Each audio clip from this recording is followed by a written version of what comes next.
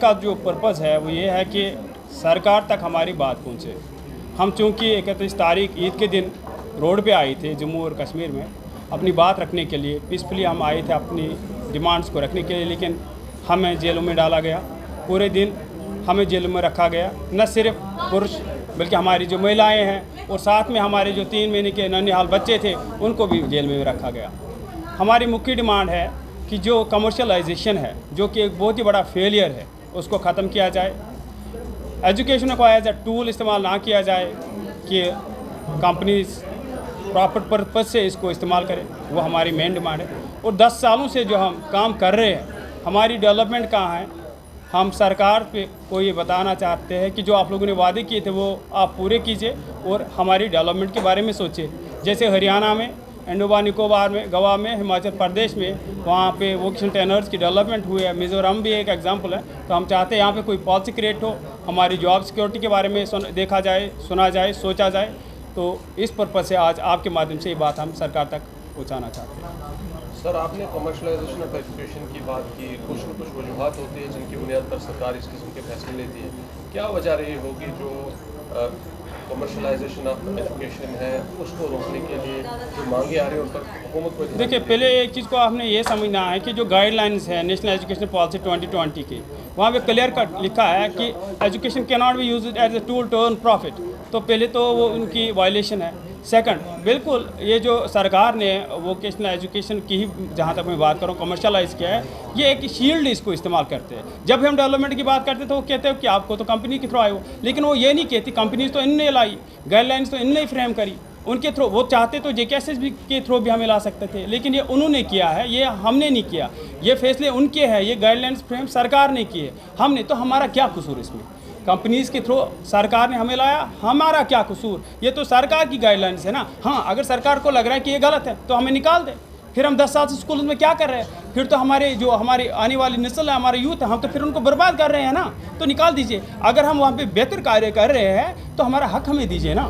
जिन companies के through आपको recruit किया गया था, उस कंपनी ने आपको जॉब पॉलिसी की गारंटी दी थी? देखिए, ये चीज़ को समझिए। पहले हमें कंपनीज ने हायर किया है, लेकिन इट डजंट मीन कि उन्होंने ही सिर्फ हायर किया। वहाँ पे अगर आप गाइडलाइंस देखिए, 3 टायर एग्ज़ाम हुआ है, रिटन हुआ है, इंटरव्यू हुआ है और प्रेजेंटेशन। और ये गाइडलाइंस MHRD की थी। वहाँ पे उसका पूरा मॉनिटरिंग जो है वो सरकार ने किया था। और मैं एक एग्जांपल दूँ, 16 में मैं लगा था, जो हमारे उस टाइम के डायरेक्टर साहब थे उन्होंने हमारा इंटरव्यू लिया था। तो आप कैसे कह सकते हो कि ये पूरा यहाँ पे कंपनीज ने इनको हायर किया है? सर, कंपनीज का एक रोल है वहाँ पे। एक तो हायरिंग प्रोसेस में अपना एक्सपर्टाइज प्रोवाइड करना, वो करती है अभी। दूसरा, वोकेशनल ट्रेनर्स को ट्रेनिंग प्रोवाइड करना बाद में, जो आज तक नहीं हुआ, क्योंकि हमारी training CO office, diet, SCRT, NCRT वो दे रही है, ये नहीं दे रही है। और उनका इंपॉर्टेंट एक कार्य था बच्चों को प्लेसमेंट प्रोवाइड करना, जो कि 10th क्लास का बच्चा उसको कहाँ प्लेसमेंट कराएंगे? वो तो 18 ईयर्स बिलो होता है, तो वो तो बेहतर करता है कि वो हायर एजुकेशन पे जाए। इवन हमारे बहुत सारे बच्चे जो है 80% प्लस वो हायर एजुकेशन के। हाँ, जहाँ पे प्लेसमेंट की बात है वो हम खुद करते हैं। इतने सक्षम हम हैं कि हम बच्चों की प्लेसमेंट खुद देखें। तो कंपनीज़ का क्या रोल? आज आप जॉब पॉलिसी की जो है वो मांग कर रहे हैं कि आपके लिए जॉब पॉलिसी होनी चाहिए।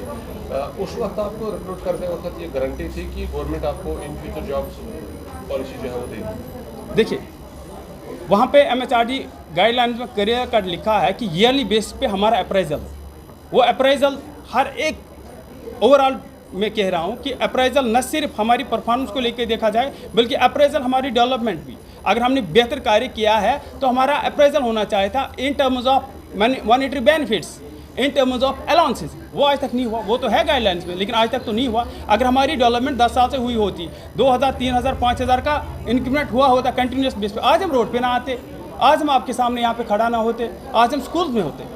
तो बिल्कुल ये एक सवाली निशान है सरकार पे। जो उन्हें वादे किए थे वो पूरे नहीं किए। जो गाइडलाइंस में लिखी गई थी सारी चीज़ें वो उन्होंने इम्प्लीमेंट नहीं की।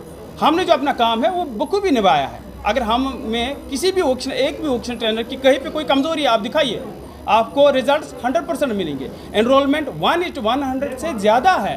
क्यूरिकुलम हम फ्रेम कर रहे हैं, बाकी सारे कार्य जो हम कर रहे हैं। हमारी डेवलपमेंट कहाँ है? जहाँ तक देखा जाए पिछले कुछ सालों में वेव ऑफ प्रोटेस्ट जो है वो देखा जा रहा है, न सिर्फ आपके द्वारा, आपके अलावा भी बहुत सारे एस्पिरेंट्स हैं जो मैदानों में और जॉब के लिए वो भी जो है वो गवर्नमेंट से डिमांड कर रहे हैं। लेकिन उसके साथ भी देखा जाए नए स्टूडेंट भी जो है वो कॉलेज से अब आ रहे हैं, बाहर यूनिवर्सिटी से निकल कर बाहर आ रहे हैं। आपके मुताबिक सरकार को किसे प्रेफर करना चाहिए, आपको या जो नए कैंडिडेट्स आ रहे हैं? देखिए, एक बात आप समझिए, अगर आप किसी को भी एंगेज करोगे, किसी कार्य के लिए एंगेज करोगे ना, हम अगर अपना जॉब कर रहे हैं, अगर हमारा वहाँ पे फेलियर है, हमें निकाल दीजिए। लेकिन अगर हम वहाँ पे अपना बेस्ट दे रहे हैं, आप हमें क्यों निकालेंगे? अगर हमारे पास 10 सालों का एक्सपीरियंस है, 10 सालों में हमारी जो एनरोलमेंट और रिजल्ट से आप जेके बोर्ड के देखिए, 2018 से वो जंप किए हैं, फ्रॉम 40-50% से वो 70% जंप किया गया है। कब से? जब से वोकेशनल एजुकेशन को इंट्रोड्यूस किया है, जब से हमें इंट्रोड्यूस किया गया है। तो निकालने की बात कहाँ से आती है? ऑब्वियसली हमारा हक बनता है, हमारे कॉन्स्टिट्यूशनल राइट्स है कि हमारे लिए डेवलपमेंट देखी जाए। वो तो हमारी कॉन्स्टिट्यूशन हमें गारंटी देती है ना इन चीज़ों की। तो कहाँ है वो डेवलपमेंट? क्या कुछ स्ट्रेटजी जो आपकी स्टेप्स है आगे देखने को हमें मिलेगी? देखिए, इसमें एक चीज़ मैं ऐड करना चाहूँगा, कोई भी नहीं चाहेगा कि वो रोड पे आए, जब तक ना वो तंग आके सिस्टम के फेलियर को देख के एक डिसीजन लेता है कि नहीं, मुझे रोड पे आके अपनी बात रखनी है। क्योंकि जब वो हर एक जगह पे नाकाम होता है तो फाइनल रिजल्ट उसका रोड ही होता है। हमने भी 10 साल से बहुत कोशिश की थी हमारी बात को सुना जाए, जो कि नहीं सुना गया, हमें रोड पे आना पड़ा। लेकिन अब भी अगर हमारी बात को नहीं सुना गया तो हम इसके बाद जो कुछ भी करने वाले हैं उसकी पूरी जिम्मेदारी सरकार पे होगी। 10 साल हो गए, बहुत हो गया, अब इसको और ना बढ़ाएं।